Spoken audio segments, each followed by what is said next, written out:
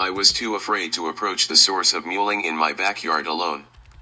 There was a sullen mirror before the fence, an aggregate of bodily fluids, and an awkward, frail-looking figure shivering in the kempt bluegrass peninsula.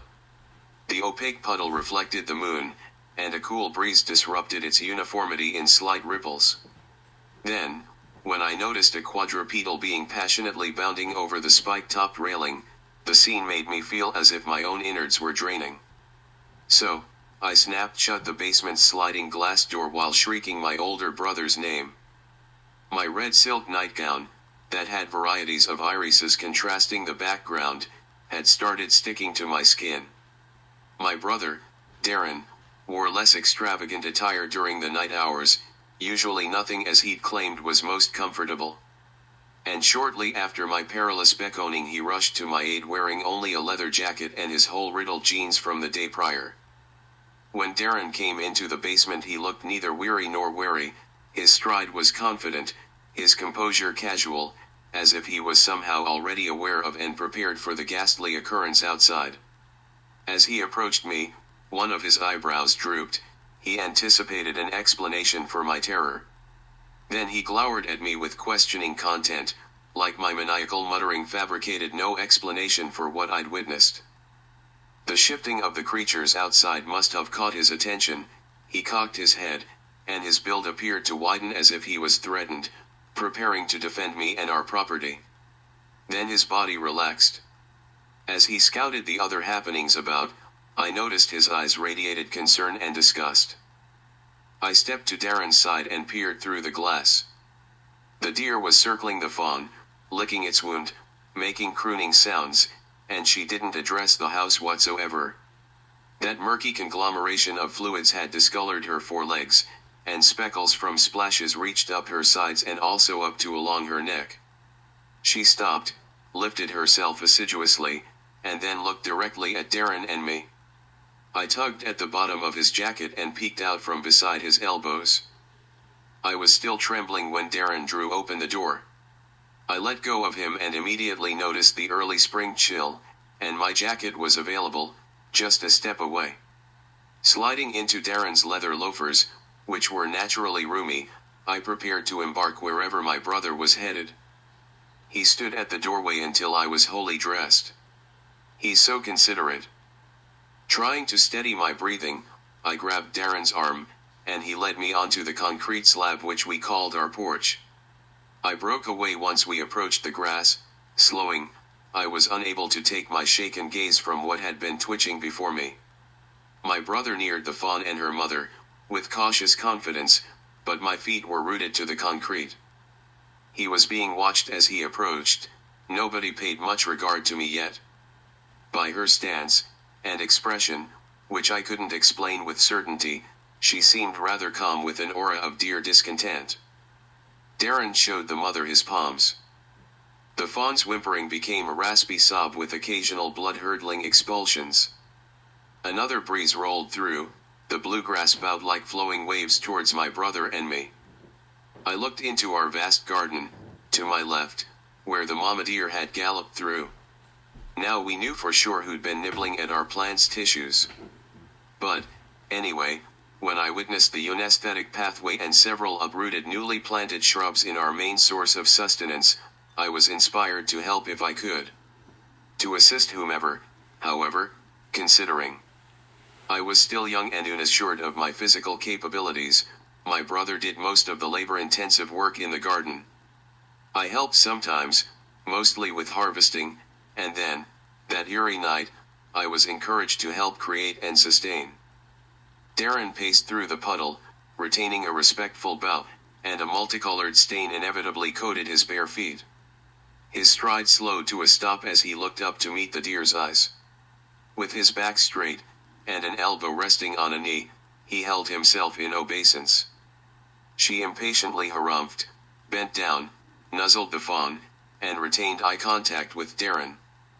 Steadily, my brother brought both hands to his core section, so to grasp the jean fabric beneath the hole on his right knee. With a fluid pull, he tore downwards. He displayed the strip to the mother. They hadn't looked away from each other yet, nor did the deer blink, although from where I stood I couldn't see his face. How his head was positioned clarified his composure, which was so gracious, so gentlemanly. As I stepped closer, avoiding the blood, I saw him whip a glance down at the fawn, lean, and wrap the fabric around her neck laceration. He pinched it together while raising his eyes to meet the deer's again. That strip was immediately compromised, bone white, from the moon, reflected from the damp, crimson dripping jean fabric. Once Darren held the fawn steady, she looked up at him, and her eyes joggled with rekindling hope and vigor. Then I recognized a chance to help. I ran around a bloody mere to the tractor entrance built into the fence.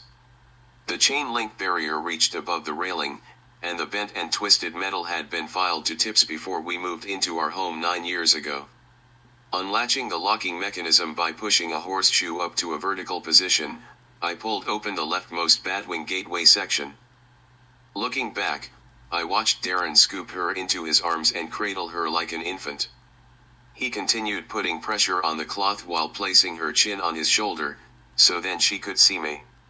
Her lips quivered, baring yellowish teeth, and her gaze at me was unyielding. I sprinted over, grunting, dropping my face, trying to look courteous and sound empathetic. SHH, SHH. Darren shushed me, shortly, respectfully, so I realized my vigorous sounds may be even a disturbance. He adjusted the fawn, for both his and her comfort, with an inquisitive exhale. The doe then strode to the opened gate. With a raspberry harumph, she did a trotting turn which seemed impatient. Her hair appeared graying then, with a shady sheen of moonlight, except the white tip of her tail which flicked side to side with metronomic, controlled motions. Darren followed without hesitation.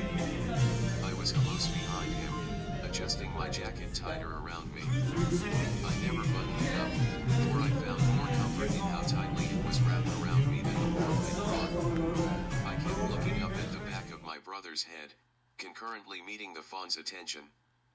Our neighbor's yard was acres like ours yet far more kept, and their edged and weed-less land was where the doe was heading.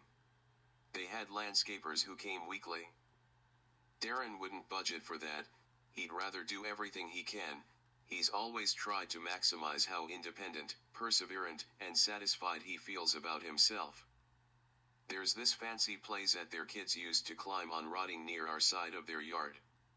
When I was younger I'd watch the other youths frolic, but I'd been older, inside, or working with Darren. Plus, it wasn't anything to consider. If I was to hop onto the swing now the whole thing would probably collapse. What a happy fawn. She's been sending me a lot of gleeful glances since we stepped off Darren's property. She must be so glad we're taking her to where she could be treated. Well, Darren is taking her, and I'm helping I think. The mother was so energetic, and Darren was giving her looks. I tried to comfort her, but she kept bucking, and I'm too little to do anything. I've never seen this scene before. This path, it was obviously made by deer through the grassy underbrush. Lonely barn owls called for mates above us. Ahead was an odd arrangement, something like an arch, just different.